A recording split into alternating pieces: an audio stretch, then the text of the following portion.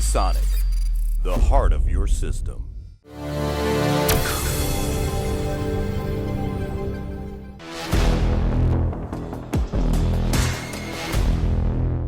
What's up everybody, Andy here and welcome to Kit Guru. So today we're looking at the Asus ROG Strix Fusion headsets. So there are three. We're looking at the Fusion Wireless, the Fusion 500 and the flagship Fusion 700. So at the time of filming, Overclockers UK is selling the Fusion Wireless for $139.99, the Fusion 500 for $154.99, and the 700 for $179.99. So they're quite expensive headsets here.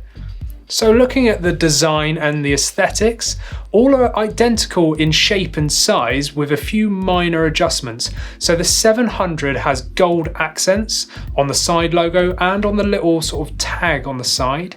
And it also has a dedicated Bluetooth button, which others do not have. The Fusion Wireless features a matte sort of finish on the outside shell, whereas the 500 and the 700 support a gloss finish. So these are going to be fingerprint magnets. So personally, I actually prefer the cheaper finish on the Fusion Wireless. They also have adjustable headbands with the classic sort of Asus design on the extendable headband bit when you pull them out.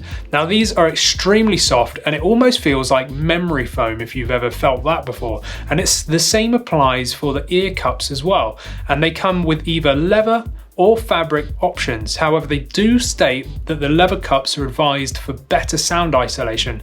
And in my experience, I'd agree with that, to be perfectly honest. But personally, I prefer the fabric ones for comfort. Both the 500 and 700 feature RGB LED lighting on the sides, and these can be configured via the Asus AuraSync on the Armoury software, and they have multiple effects you can choose from. But you can also use the Asus Fusion phone app, and this lets you connect multiple headphones via the phone app to customize and sync the RGB between multiple devices. So if you're at a LAN party and you're there with your team, you could all support the same colors.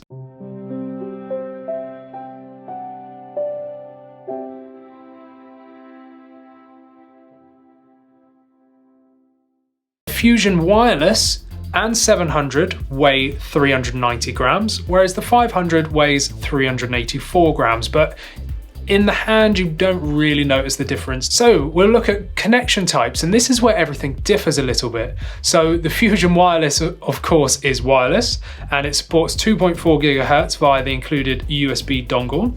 It supports 20 meters of coverage, and it is plug and play. So as soon as you plug that into a USB port on your computer, it just works instantly. You don't have to download any drivers or anything like that. It just works, which is nice. Fusion 500 is a wired headset, so you do require a USB 2.0 port for this, whereas the flagship 700 is USB 2.0 wired, but it's also Bluetooth 4.2 as well. And these can be used at the same time, so you could be wired to a PC and Bluetooth on your phone, where you can accept calls or listen to music via Bluetooth, but then either hear your teammates or the game via the PC connection. But this is only on the 700 model though. The Fusion Wireless works with the PC and PS4, whereas the 500 and 700 work with PC, Mac, PS4 and Switch, and of course the 700 mobile devices as well. Controls wise, they all feature a touch panel on the left hand side. Now you can swipe left or right for previous or next track, single tap for pause and play, volume you can slide your finger up and down to change, and the 500 and 700 you can tap and hold for 3 seconds to sync RGB or tap and hold for 5 seconds to enter pairing mode. Now the 700 also features a pickup call with a single tap as well if you're Bluetooth to your phone. Now personally, I didn't get on with any of these controls on any of the headsets. They just didn't really seem to work well for me. When I tried the volume, which was the most used thing for me, I'd sort of slide my finger up for it to then jump excessively, and then I'd be deafened really quickly. And the same with going down, sometimes it would like skip, so I couldn't get low enough volume quick enough, if that makes sense. Now this could be due to the fact that I've played guitar for the past 20 years and I do have very calloused fingers on the end there, so they are quite sort of tough, and that might not be registering the controls well. And being on the left hand side, this is the side where my fingers touch the guitar frets, which is where they're sort of more tough. But in general, I just didn't really have a good time, and I don't know if it's because of that or not really, so be wary. I also found the 500 and 700 with the gloss finish made your fingers stick even more than the Fusion Wireless. So the Fusion Wireless, I still had those issues, but it was a little bit better than with the 500 and 700, which is kind of a shame since those are the more expensive ones. So battery life on the Fusion Wireless and 700 if you're using Bluetooth mode.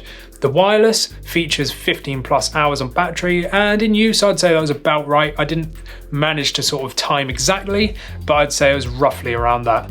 And that is based on an average of 2 hours per day is what Asus says. So one thing that really annoyed me here is the auto off. Now this happens every sort of minute or two that you're not listening to something actively. So if there's no output coming from your computer, the headphones will just turn off. And it's not necessarily the fact that they turn off that annoyed me, because it saves battery. It's more the fact of the really loud beep that happens. Then it shocks and deafens you. So if you're watching a YouTube video or something like that, and you take a break for a second to write a document or something like that, within a minute or two, it beeps really loudly and it's really frustrating. And another point as well is if you're wearing the wireless headphones and you walk out of the room to do something else, when it's slightly out of range, it starts beeping as well. And again, it's a little bit unexpected, so keep that in mind. Moving on to the battery life of the 700, they say up to 17 hours with Bluetooth. And again, I roughly found them to be the same as the Fusion Wireless in terms of battery life. So no complaints there really. I mean, they base it off of 2 hours per day. I was using them a lot longer than that. So all three headsets have retractable microphones, and these are really nice quality, as you shall be seeing. So the Fusion Wireless has an analog boom mic, as they call it, whereas the 500 and 700 have digital boom mics. Now all three specs are the same here, so they are between 50 to 10,000 hertz frequency response, a sensitivity of -39 decibels to 3 decibels. So the Fusion 500 and 700 feature virtual 7.1 surround sound, and this is developed by Bon Jovi Acoustics, not to be confused with Bon Jovi. So the Fusion Wireless does not support this feature. They all three feature a 50mm driver diameter, and they all have the Asus Essence drivers as well, with a frequency response of 20 to 20,000 hertz, an impedance of 32 ohms, and I'd say the music is clear here, but it's kind of flat under the music optimization setting within the software. And I would definitely say after testing this, they are better for gaming than listening to music. If you're just going to be using these for music, maybe you want to look at something else. Whereas if you're going to be using this as an all-rounder, this is a good choice. So software-wise, once again, Asus uses the Armoury 2 software, and as always, features a lot of customization here. So you can change the frequency, range, and response.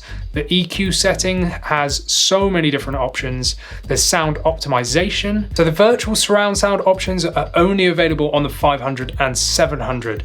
Now this works well, but still sounded fairly flat to me because it is a virtual surround sound. So it does work, and I'd prefer using it on than off, but it is a little bit flat. Now there are reverb options, so if that's your thing, you've got a slider and multiple settings to choose for, but personally I leave this setting off. Now bass boost, compressor and clarity settings, as well as noise gates, these all work well, but with the noise gate especially, it does cut your voice out slightly if you don't have it set perfectly.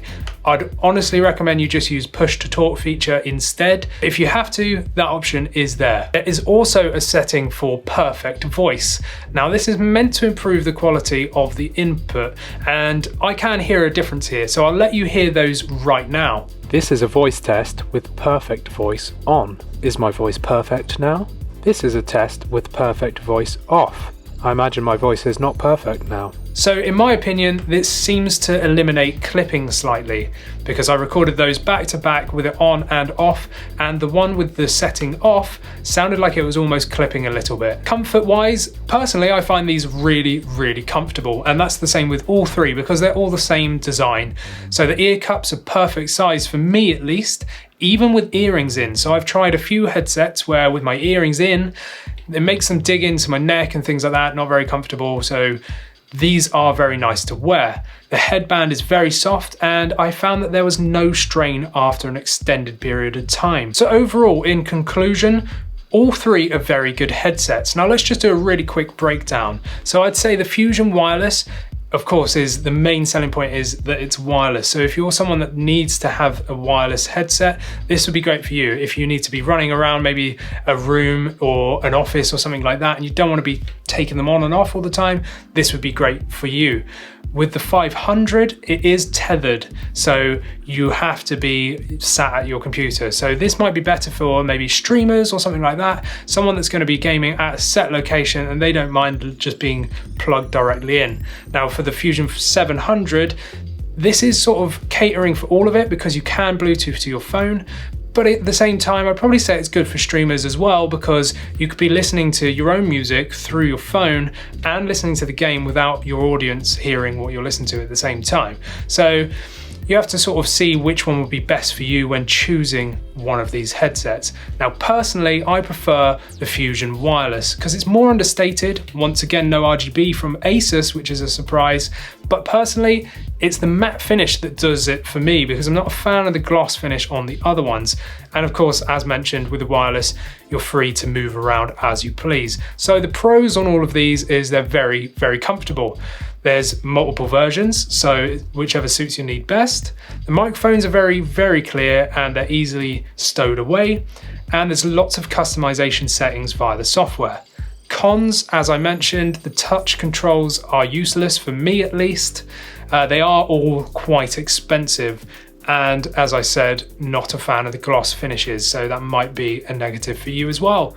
So let us know what you think of the Asus ROG Strix Fusion headsets that we've looked at today. If you've got one or are looking to purchase one, let us know in the comments.